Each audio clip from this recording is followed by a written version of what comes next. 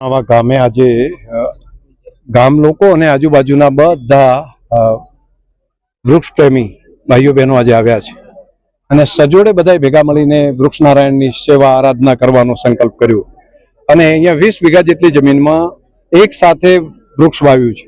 ગોચરની જમીન હતી, અહીંયા ખાડા કર્યા, ખાતર નાખ્યું, તેની અંદર ડેરી દ્વારા વૃક્ષોની વ્યવસ્થા કરી, પીએન માળી અને એમની ટીમે સહયોગ કર્યો, વાયર ફેન્સિંગ, હવે ડ્રીપનું પણ વ્યવસ્થા કરી રહ્યા છીએ અને આવનારા સમયની અંદર આની રક્ષણ થાય એ માટેની પણ એક વ્યવસ્થા, એક ટીમ બનાવી રહ્યા છે. ગામે ગામ આવા વન બને, જે સરકારી ગોચરની જમીન છે જેનો કોઈ ઉપયોગ બાકી થતો નથી, તો ત્યાં વૃક્ષ નારાયણની સ્થાપન કરીએ તો આવા નાના નાના વન બનાવવાનું આ વખતે લગભગ 5 કરતાં વધારે વન થરાદ તાલુકાની અંદર બનાવવાનું નક્કી કર્યું છે.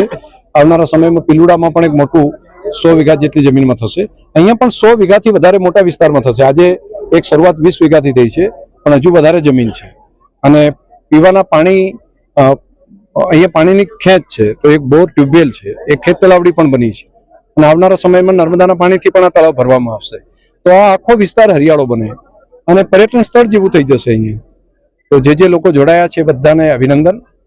વૃક્ષની જરૂર આપણા બધાની છે. જેટલા ઓક્સિજન, જેટલા શ્વાસ આપણે લીધા છે, ઉશ્વાસ જેટલા કાઢ્યા છે, તો ઉશ્વાસમાંથી ફરી પાછું પ્રાણવાયુ બનાવવાનું કામ એ વૃક્ષ કરે છે, ઝાડ કરે છે. તો આપણા ઉપર બહુ મોટો ઉપકાર છે.